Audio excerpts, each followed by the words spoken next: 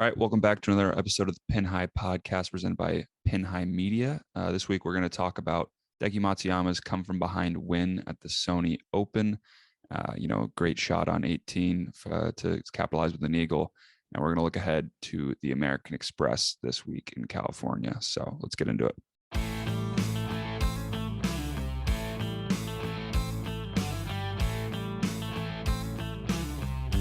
This is Jordan Spieth here, and this is the Pin High Podcast.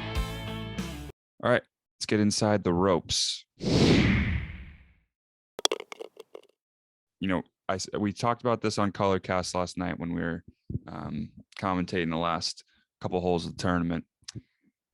When you're standing on 10 tee box and Hideki Matsuyama is 5 strokes behind Russell Henley, we were all like, "Oh, this tournament sucks. We're not gonna even bother going on Colorcast and commentating on it."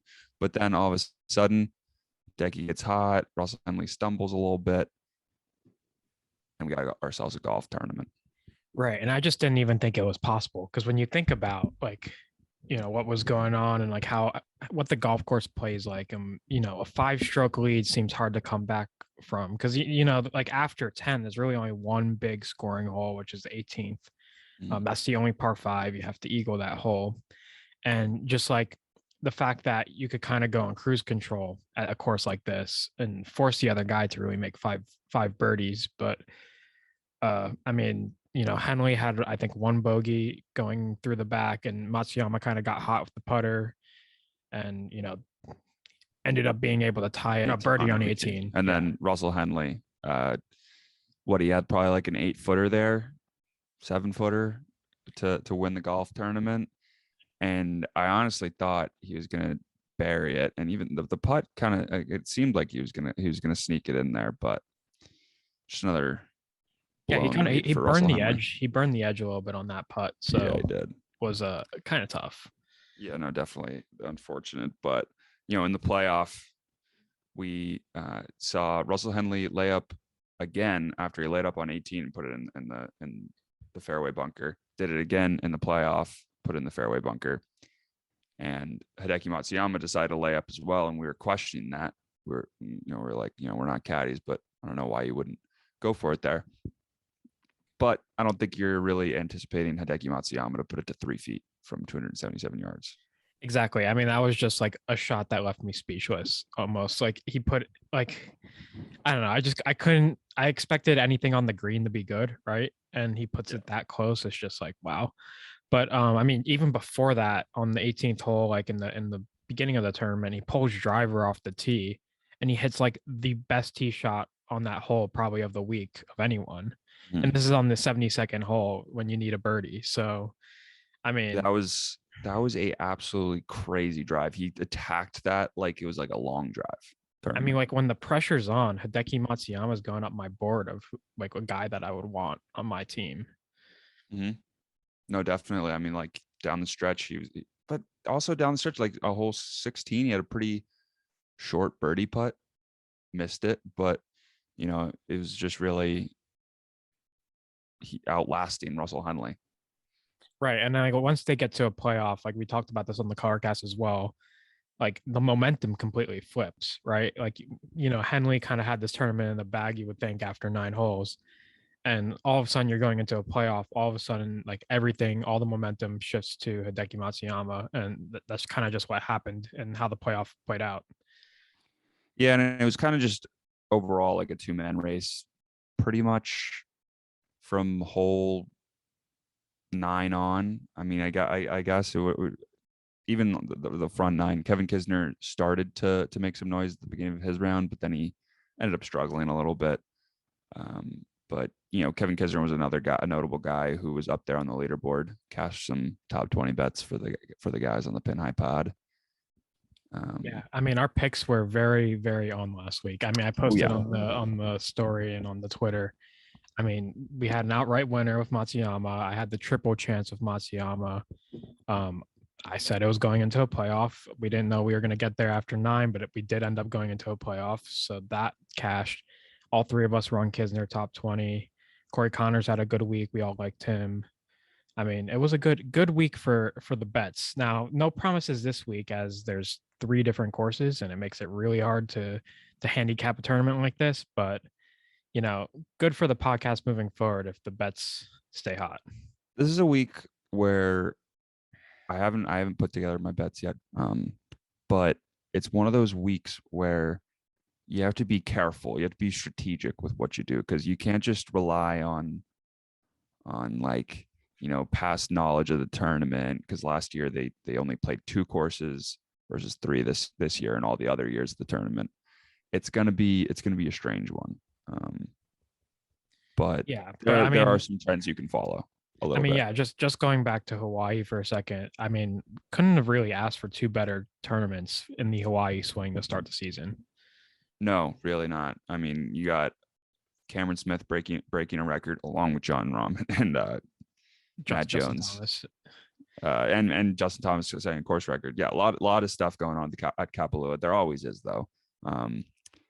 So that tournament never disappoints. And Sony Open, you never know with the Sony Open. I mean, if Russell Henley had taken off with that lead and won by like 5 strokes, we probably wouldn't be sitting here talking about how much we enjoyed the tournament.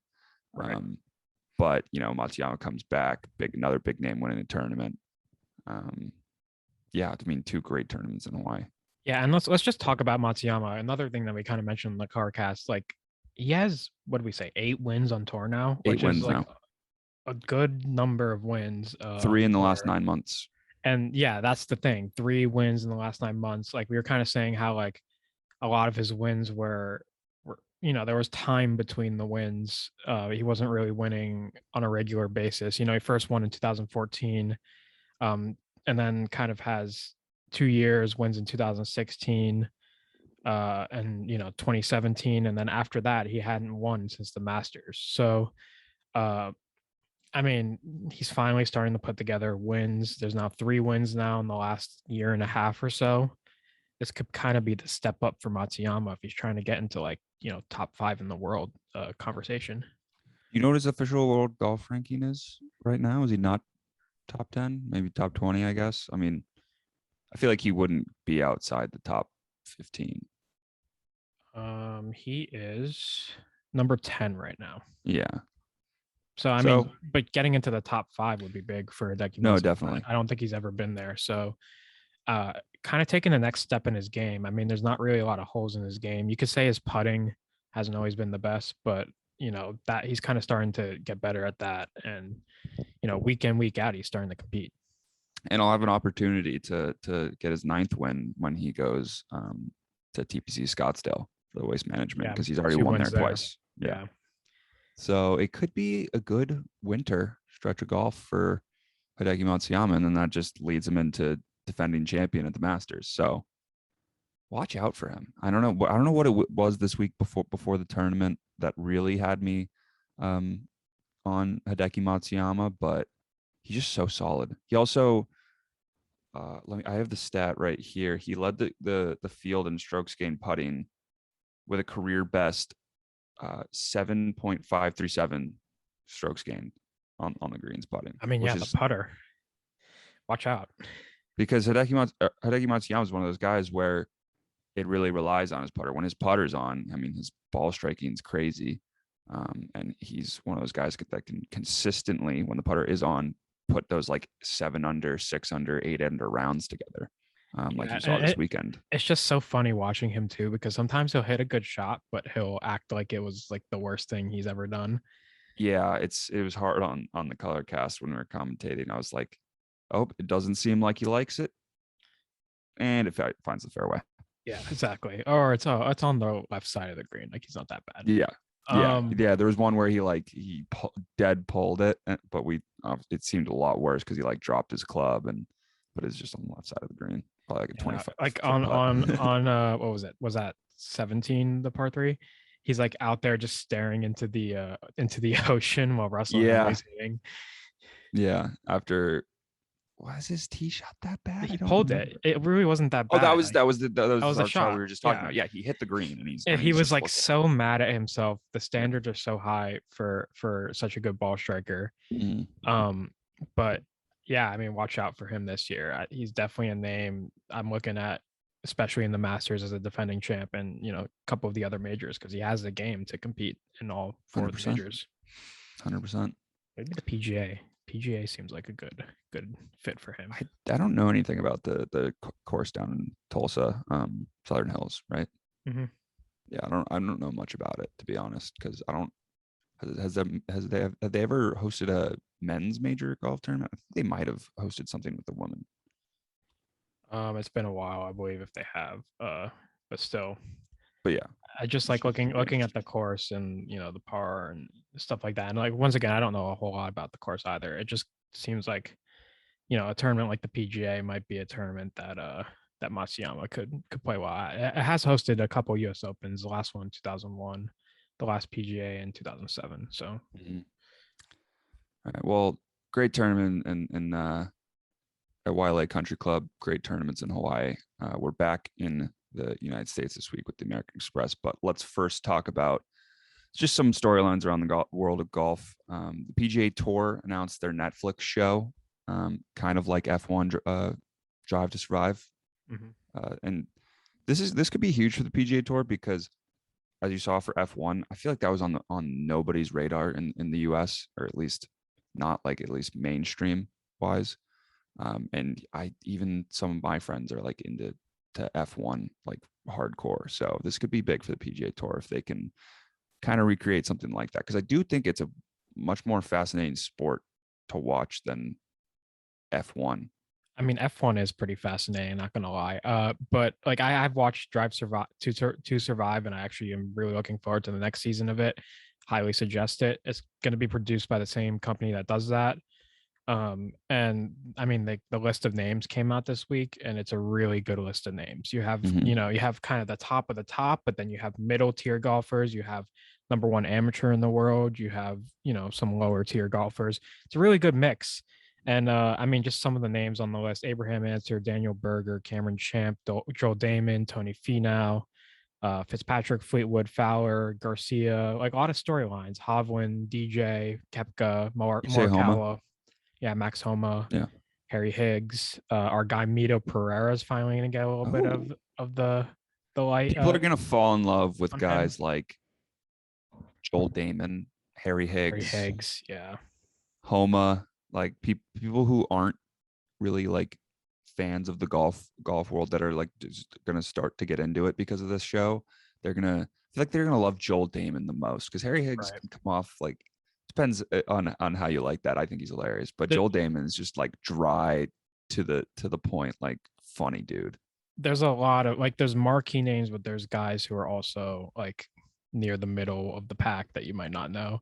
I mean, so you're going to get a lot of storylines. You're going to get the Jordan Spieth JT storylines, but you're also going to get the Ricky Fowler storyline. Like, he hasn't been good lately. I'm sure they're going to play the heck out of that storyline, and and then you'll get some of the lower guys, Joe Damon, Harry Higgs. Well, Bryson said he wasn't going to be in it because he wanted to give the guy, I don't know if this was a real quote, but it was something along the lines of like, oh, I wanted to give the guys who are like not at the top, like the PIP and all that, like a chance, which I did see that on Twitter. Now I could be getting trolled by like one of those like meme accounts, but I thought I did see that. I see that. I saw that as well. It came from a real account too, but if that is the quote, it might have gotten taken a little bit out of context. It could have. But it doesn't. It really doesn't sound that good when you read it word for word. Honestly, yeah, you don't know the tone he's saying. He could have been saying it as a joke. Like it probably didn't come down to that. He probably just like didn't want to be in it, or had like. I mean, whatever. He has his own media thing. He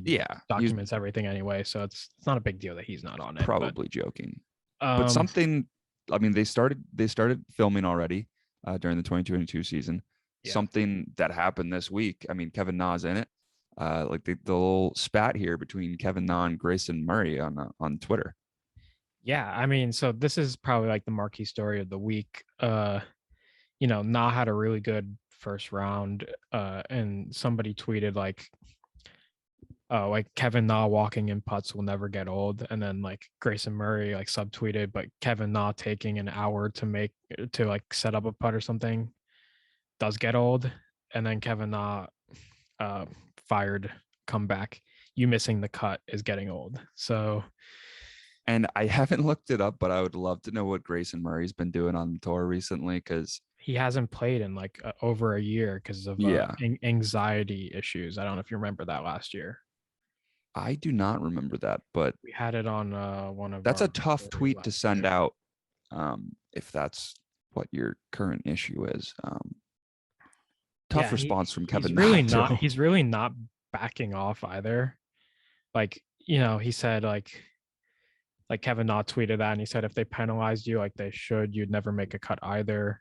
And then he said if I were Taylor Gooch playing with Kevin Na, I'd use the old Brooks Koepka trick and go take a 15-minute porta potty break 2 holes in to get on the clock on purpose. So I mean, he's like still firing off tweets like after Kevin Na completely roasted him. Who is Grayson Murray to be roasting someone with the pedigree of Kevin Na? I don't know. He must be not a fan of slow play or something. He's watching the tournament.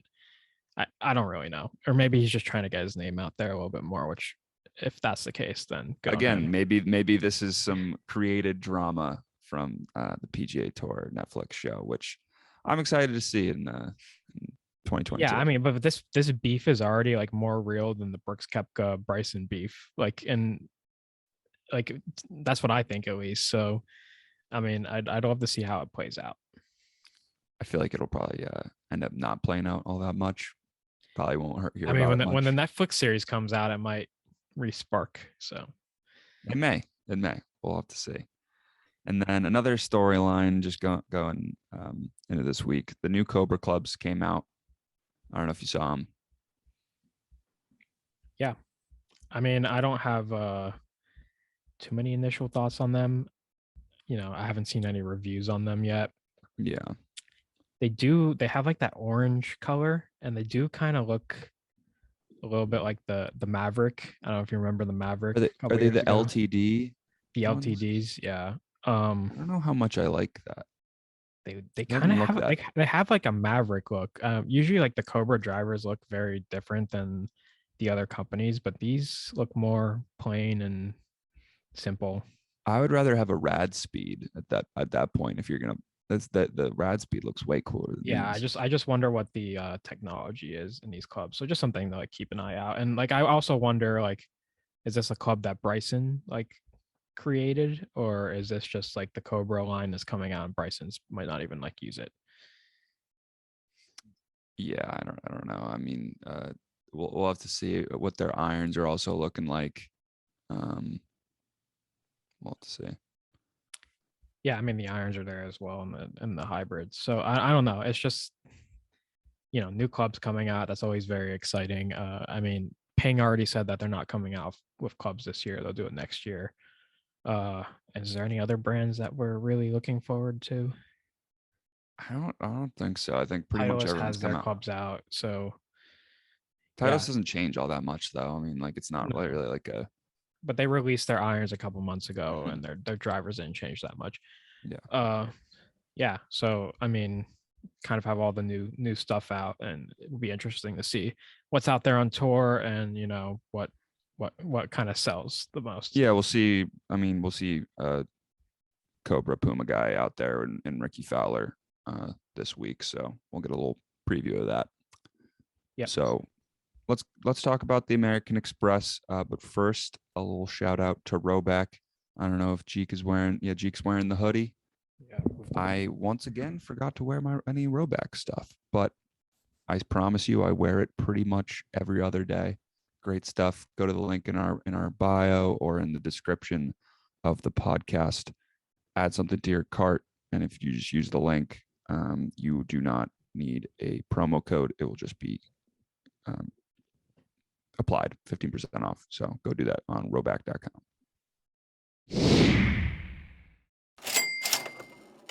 All right, so skins. We have the American Express this week. We're at the PGA Tour West courses. This is a little bit annoying to pick winners. 3 different courses. There was only 2 last year in the shortened year, but we're back at 3. We're at La Quinta, the PGA West Tournament course, and then the PGA West Stadium course, which will also host the final round. There's no cuts until after Saturday because everybody gets to play one of each of the 3 courses, and then there'll be a cut. And then on Sunday, we're back at the stadium course, which is a Pete Dye design. There it is. And obviously, because of a Pete Dye design, Siwoo Kim won last year because he's a specialist. Look, Quinta's probably the easiest of the three. I mean, I don't know if you remember a couple years ago, Adam Hadwin, he shot a 59 at that course. It's a par 72. It's short, generous fairways, really big greens. The guys are going to score on that course most likely. Then you have the PGA West Tournament course, which is also a par 72. It's not a very long course. It's a Jack Nicklaus design, wide fairways, but pretty small greens. So, pay attention to the approach shots on that course. And then the PGA West course, which will also host the final round, the par 72. It's Pete Dye, which means well-protected greens, deep bunkers. Water is going to be in play on 9 of the 18 holes, which is a Pete Dye classic. So that'll be the hardest of the three, and that's the one they'll play the final round in. So that's probably the one that I'll weight the most when it comes to picking players. Yeah. And then, I mean, like stats are going to be a little bit all over the place. So this week, you probably just want to look at like strokes gained total, strokes gained approach, and strokes gained putting. And then also par threes are pretty important this week. So look at the par threes gained. And then just some previous winners. Siwoo Kim won last year when they only played 2 courses, only the PGA West courses. Andrew Landry the year before, Adam Long, John Rahm has won this event, Hudson Swafford, Jason Duffner. So a lot of different names there. Yeah, from what I can gather from what I've like researched about like past winners, what you should kind of look for, it's really every course is different in like what kind of player it favors. So you really just gotta target guys that have like a multitude of skill sets that they have. And obviously John Rahm's one of those guys. I don't know if plus 500 is really the value you're looking for, but in a tournament like this where like anybody can score, but it's possible John Rahm just goes out there and scores better than everyone else. But I don't know if I'll be taking that. So yeah, if we get into the skins, we look at the standings. After last week, Pat had a really good week because he had the Matsuyama outright winner. He also went 4 for 5, or was there 5 picks there? 4 for 5. Yeah, and the only thing that lost was Corey Connors outright, which was basically just close. Doesn't matter because of I got the Matsuyama outright. So great week for me, definitely. Yeah, and I ended up going 4 for 6. I had 4.1 units last week. Pat with 13.7 because of that outright winner. Mm-hmm. And then Trev didn't have as good a week as we did. He had the Kevin Kisner win, which the 3 of us had, but he ended up down 2.3 units. Some of his guys didn't really come through. A lot of winner bets for Trev last week, so we'll see what he has. A lot of winner bets from Trev this week too. And just going, we didn't really say what the standings were, but I'm down 0.9 units, which is a good comeback from my down 5 to start the season. Yes. Trevor's down 4.95 and Pat is up 13.6. But if anyone hits a winner, the bets. No, it definitely. Changes, which is why I like the format. Odds aren't fully out yet. So we're just gonna time travel. Whoosh. All right. So we just time traveled and we lost Pat, but we gained Trev, a little bit of a line change. So Trev, welcome to episode 116. Whoosh, as Pat said. Yeah, whoosh. That's how we time travel here at Pga Media. Yeah, so we made time travel. The betting odds are out. We lost Pat, but Trev's here. We explained the standings and everything. So we'll just get right into the picks. Pat does have the honors since he did win an outright last week and he's up 13 units. So I guess I'll go besides one. Yeah, I guess I'll go through his picks first. He just sent them in. He likes Jonathan Vegas top 40. That's plus 100, so 1 unit to win 1 unit on that. He's also a big fan of Taylor Gooch this week, who has had a really good start to the PGA Tour season. He has him outright at plus 2,000, half unit to win 10 units. And he has him top 20 at plus 100, 1 unit to win 1 unit. Another outright he has is Scotty Scheffler, who I'll talk a little bit about later. Plus 1,600, he has half unit to win 8. And then he has Siwoo Kim, top Asian, plus 330, who won last year, Pete Dye specialist. They play the final round at a Pete Dye course. So he has 0.65 units to win 2.79. He has Will Zalatoris, top 40, minus 135, 1.35 units to win 1. So those are Pat's picks for the week. See if he stays hot. It's very spread out bets, especially the. Yeah, he did spread them out. It's gonna be annoying to keep track of the 0.65 units to win 2.79. That'll be. You know what? That's on fun to him keep though. track of. So Yeah. yeah. So I guess I'll go next since I guess I'm in second place now. Yeah. So Abraham Answer I have to win this week. He's plus 2,500. I have half unit to win 12.5. I can't believe you didn't pick him, Trev. This is your guy. Great pick. This is your guy. He finished second place in 2020. I mean, obviously he hasn't started off the season that great, like to his standards, but if there's a place I think he's going to compete, he's had a good past at PGA West and at this tournament. So I don't know. I'm going with it. Half a unit to win 12.5. I also like Brian Harmon. I have top 5 at plus 1,400. So I have half unit to win 7 on that. I don't think he's going to win, but I think he'll compete, maybe finish second or third. And then, last week I won my triple chance bet. I had, Matsuyama, Leishman, and Connors in the triple chance. So I'm going to do it again this week. I have Cantlay, Scheffler, and Fenow plus 400. I have half unit to win 2 units. I really like that for some, especially since John Rahm is only plus 500, I could get 3 guys at plus 400 that have a legitimate chance of winning the tournament. I mean, it seemed like a no-brainer to me, especially Patrick Cantlay. He's a stud. Mm-hmm. I know Trevor will get into Matt Wolff a little bit later, but I have Matt Wolff top 20 at plus 120. I have 1.5 units to win 1.8 units. The putter's been working this year, and you combine that with his distance and his ball striking, that could bode pretty well for this tournament. And then another guy I have is Adam Hadwin, top 40, minus 110. I have 1.5 to win 1.36 units. He has a really good history at this event, including a T6. He has 2 second place finishes and a T3rd. So, I mean, he hasn't been great to start the year, but just going off the course history, I think he'll finish in the top 40. And then I have Christian Gesundheit, top 10 plus 500. I have 0.25 units to win 1.25 units. I just kind of have a hunch about him this week. I think he's going to play well. And then I'm going to use my final 0.25 units on a long shot. And it's going to be Andrew Landry. He's plus 13,000 to win this tournament, but he won it in 2020 and he lost in a playoff in 2018. So really good course history. It's a long shot, but it's 0.25 units to win 32.5 units. For a guy who's won this tournament as recently as 2020. So those are my bets for the week. A little bit more spread out. All right. So seems like both of you are going into the minuscule units plays, especially the 0.25. Well, yeah, I didn't want to put more than 0.25 on Andrew Landry to win. I feel like that's very fair. So I'll start out. I'll go with one of my top picks, Tony Fenow, top 20 is even odds. I feel like that's a pretty good bet, especially because the past 2 years he's finished T14 and 4th outright here at this event. Great driver of the golf ball, playing well the past couple of weeks as well. I think he hasn't missed a cut since November. Obviously, he's only played in 2 tournaments since then, but and they both haven't had a cut, but that's okay. He's still playing great off the tee, has good strokes gained total.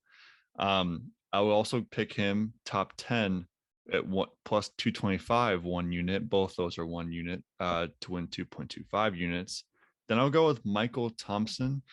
He hasn't missed a cut this entire season. He played actually really well last year, made a lot of cuts last year. And he finished T5 of the American Express last year as well. I have him top 40 plus 150, 1 unit to win 1.5 units. Go ahead. He played well last week too. I mentioned we did do your picks before Pat left, but we decided to leave him since you're here now. One thing to mention about Michael Thompson, he came back with a giant beard last week. Yes. I don't know if you saw that. So I forgot about that. Yeah. I was saying, maybe the power's in the beard, and he might make a run this year. And I would love to see him end the season with just a James Harden beard at the end of the season. So it's unrecognizable. He's got the West Coast beard going. He doesn't have a playoff beard, but he has a West Coast beard going. Who knows? Maybe he makes it into the FedEx Cup playoffs, and you might see a playoff beard out of Michael Thompson. You might see a beard down to his ankles by that point. So who knows? Then I have Matthew Wolf to win 0.5 units, plus 2,800 to win 14 units.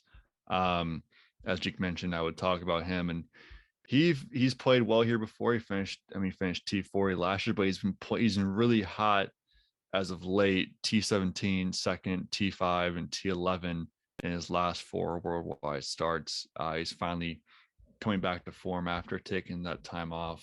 So I like him to get.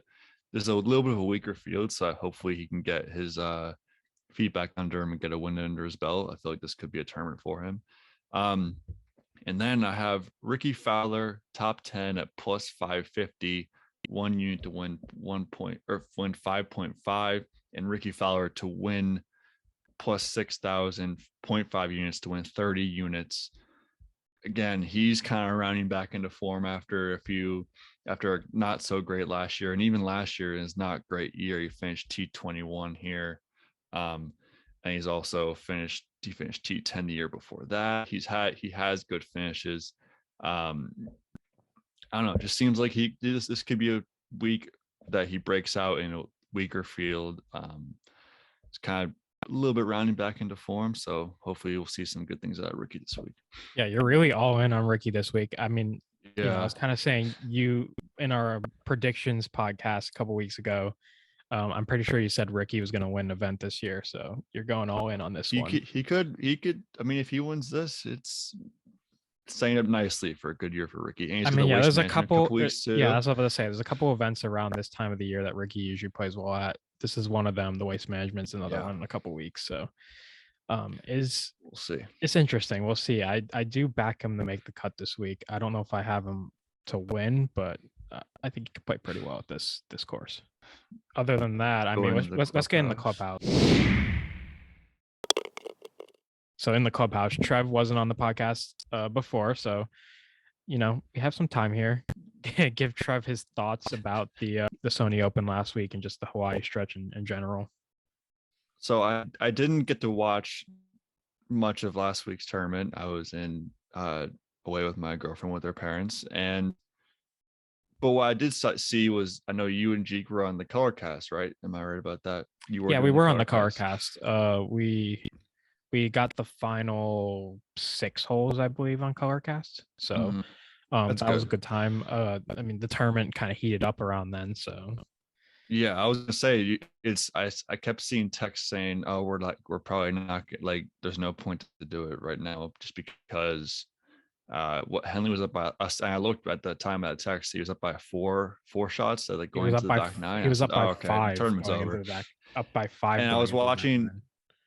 I went to dinner, and I was watching TV afterwards, and looking at my phone, and you guys say like wow, what an ending, what a crazy way to finish that golf tournament. I like what happened, and I pop on Twitter, see Hideki's shot. He can't even see the shot he's hitting, and it's unbelievable into the 277 yard 3-wood into the sun to 3 feet. I mean, it's crazy. Happy for Hideki. He seems, he's won 3 times in the past calendar year. No one's really talking about it, how good he's been over the past year or so. But yeah, really cool to see him win. Really glad that he came back from and made the tournament more interesting. What I really loved was I saw a picture of the 72nd hole. The crowd kind of filtered in and was watching, like it was like a USAM kind of like Tiger and Phil at the majors almost. Like that seemed like it was really cool. That should happen a lot more often than it does. Pat and especially I, in a close tournament. I mentioned this on the color cast when we were talking. I'm like, I think they might have just made a mistake there, letting the crowd kind of crowd the green, because they have to play that hole again if Matsuyama makes birdie and Henley doesn't. So like they had to clear the fairway and obviously it didn't take that long, but you kind of made a mistake there, letting everybody onto the 18th green, because you're gonna have to clear that. They have to play that hole again, but it didn't seem to be an issue. I think no, I'm sure it wasn't. If they did that, they both have to play it that way. If they end up in a bad lie, it's that's what happens for you not getting it done in regulation. But I feel like that would be it might make more sense if it was a tournament that, or maybe the guy's coming down in the last group and he's up by like 3 shots and he has no chance of losing. Like maybe that's when you say like, all right, like let's let the fans go out there. Like let's show him some love surround the green. Like that, I think it's really, I mean, you gotta feel pretty awesome if you win in a situation like that. If the green's like surrounded by people, obviously Tiger won and Phil won with that. I mean, they couldn't even contain the crowd in those situations. And this is obviously not the PGA or East Lake, but still really cool to see. And still, I mean, if you're walking down the fairway and people are breaking contain and watching the final, like surrounding the green, that's gotta be a pretty cool feeling. But again, only if it's in the final group and maybe if there's no chance for a playoff or anything like that. Right. That's definitely a bucket list thing. I would like to do that at a tournament. Yeah. Especially at, like Pat was saying, like I love to do that at a like an exclusive golf course like Augusta or something. Like you just like obviously they would never let that happen there. But Augusta, you would get shot if you went. Maybe if Tiger were to come back and like win this year, that could potentially happen. But other than that, I don't really see that happening there. But definitely cool. A good Hawaii stretch. And I mean, hopefully we have a good stretch coming now. You get on the West Coast and have a couple tournaments out there. The Farmers next week. There'll probably be a Tiger appearance next week, I would assume. He usually is out for that tournament. I think he hosts that tournament now. And Pebble Beach and the Waste Management coming up. So a lot of good tournaments coming up. I mean, you have anything else to add? Really? No, that's it. I can't wait to see Ricky come make his comeback this week. So yeah, we'll be the first to congratulate Ricky on a victory this week at the American Express. Congrats, Ricky. And when he misses the cut by 10 shots on Friday, we'll be the first to say that I made a mistake. Yeah, what a shame. But I mean, other than that, enjoy the tournament this week, and we have the Farmers Insurance coming next week. Stay tuned for that.